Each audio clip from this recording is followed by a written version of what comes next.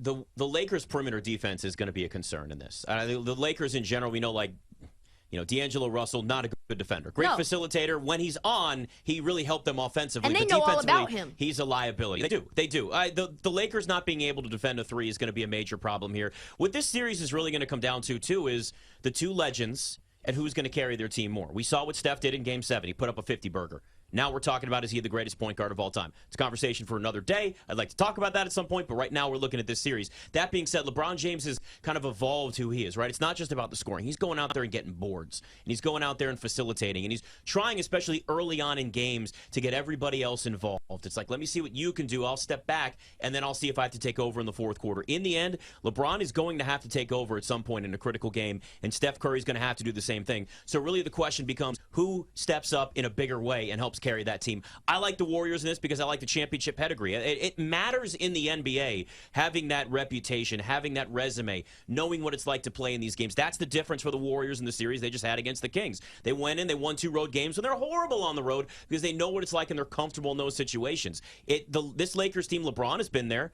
Anthony Davis to a point, if you want to count the bubble, it's not the same thing, but it's there. But I'm also concerned whether, Anthony Davis can stay healthy the entire series, because every series, that has to be a question, because it is still a thing with him, even though he's certainly gotten a lot better in that situation recently.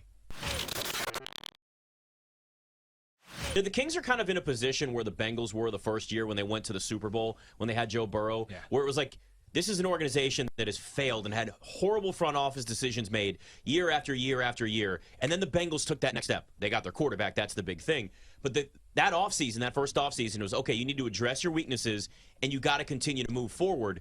And they went after as many offensive linemen as they possibly could. Now, they still had sack problems, but they still went and at least addressed the needs that they had. That's what the Kings have to do this offseason, because the Warriors are only getting older. If the Warriors win the title this year, I'm less comfortable still in them winning the title again next season, or even being in the top 3. They're just getting older. That's how it works. But we look at the West. Denver's starting to get, I think everybody's starting to respect what they are a little bit more now. We're seeing when they're together, this is the team we expected them to be over the last couple of seasons. Mm-hmm. But you got the Suns they lack depth. There's a lot of space there for the Kings to make improvements this offseason, focus on getting better defensively, not just the individual, just as a team. You take those next steps, and this team could be in the Western Conference Finals very easily next year. De'Aaron Fox, if he wouldn't have gotten injured, who knows? Yep. He had a very good Game 7, but he retweaked the finger. Game 6, though. Yeah, retweaked the finger in Game 5, and he just really was up and down. So if you could have gotten a bucket for bucket type of performance from Foxy, this team has a very bright future. You obviously need to lock down Malik Monk for longer. Yep. Herter I still like. They just need somebody that's better than Harrison Barnes for, honestly, less money than Harrison Barnes. And you do whatever you need to do in order to do that. Maybe that is move Keegan Murray. And I love Keegan Murray. But if you can get Mikal Bridges, you do that in a heartbeat. You do it. You absolutely do that. Or OG Anunoby, but OG Anunoby's not exactly a shooter either. You need more perimeter shooting. You need more two-way guys. Because, again, you're going to have to face the Warriors again.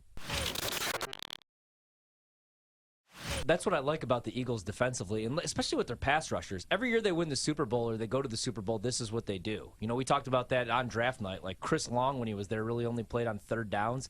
And with these young guys, that's the other thing is, defensive line, it's such a hard position to learn. Yeah.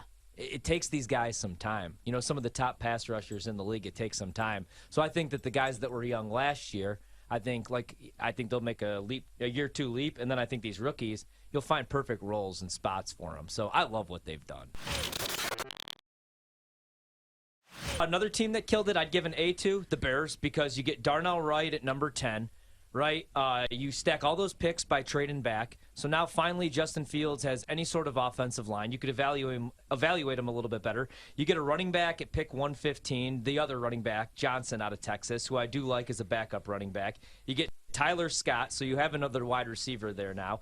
I thought that they had a really nice draft, and then I love what the Seahawks did, because I did not want them to draft for the future, because Pete Carroll's probably got 3-4 more years. He's rejuvenated. You got rid of that weirdo, Russell Wilson, who gave himself a nickname, Mr. Unlimited. They're trying to rebuild the Legion of Boom defense. Now you have 2 corners. You fixed up that pass rush a little bit. You got tougher. You got meaner. And you keep adding weapons on the offensive side of the ball for Geno Smith. Yeah, Devin Witherspoon was a big pickup. Yep. Yeah, man. And now, you have multiple backs. The offensive line still isn't great for Seattle, but it's better than I projected going into last season. I thought they were like a 3-4 win team, and the NFC's wide open. I love what Seattle did. They and still I'm happy can't for stop Geno. the run, though. Well, yeah, they can't stop the run. That's the problem. But they did get a little bit better defensively. In this league, like, nobody could stop the run. Everybody builds to stop the pass. This year's been wild. Like, I'll be honest with you, it's been insane. Typically, the goaltender is a big, that's a big tell of how a team's going to be able to perform, especially the postseason. Like, for the last 3 years, Andrei Vasilevsky's been the best goaltender in the league, in the world, and lo and behold, he's taken his team to 3 straight Stanley Cup Finals, right? So it often does have to do with goaltending. But honestly, I think hockey, as opposed to, I heard you guys talking about it before I came in, hockey's a little bit more, it's different than other sports where I feel like there's so much more parity in the game, where there are opportunities for big upsets between seeds. I know we had the Miami Heat pull off, a miraculous upset, but they're only the 6th, 8th seed, I think, to beat a number 1 seed in the NBA playoffs. We see that happen a lot more in the NHL. But I truly am a believer, which is why I also thought that the New York Rangers were a strong pick in this round against the Devils. I am a strong believer that goaltending could take you a long way here in the sport.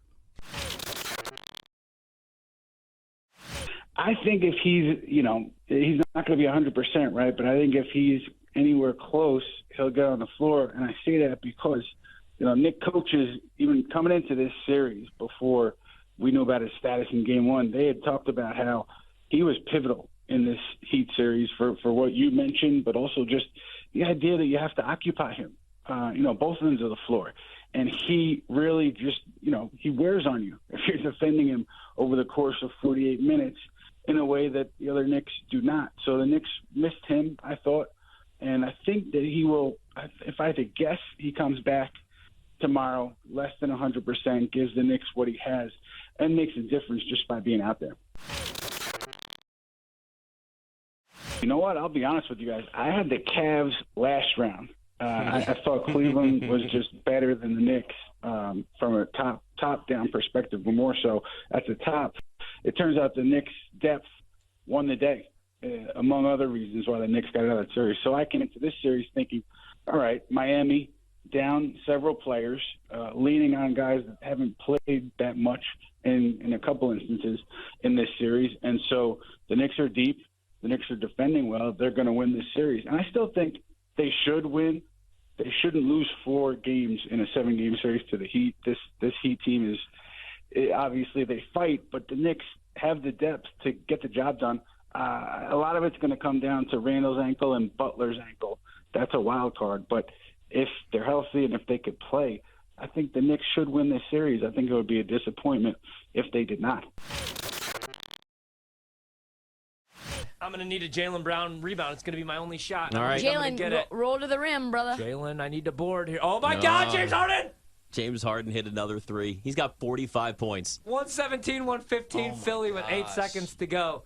James, is this his best playoff performance? Harden. It has to be. You know what? One of them. Did he ever? What did he do? I told you guys. I got to look now. Harden, they should have won a title when he was in Houston.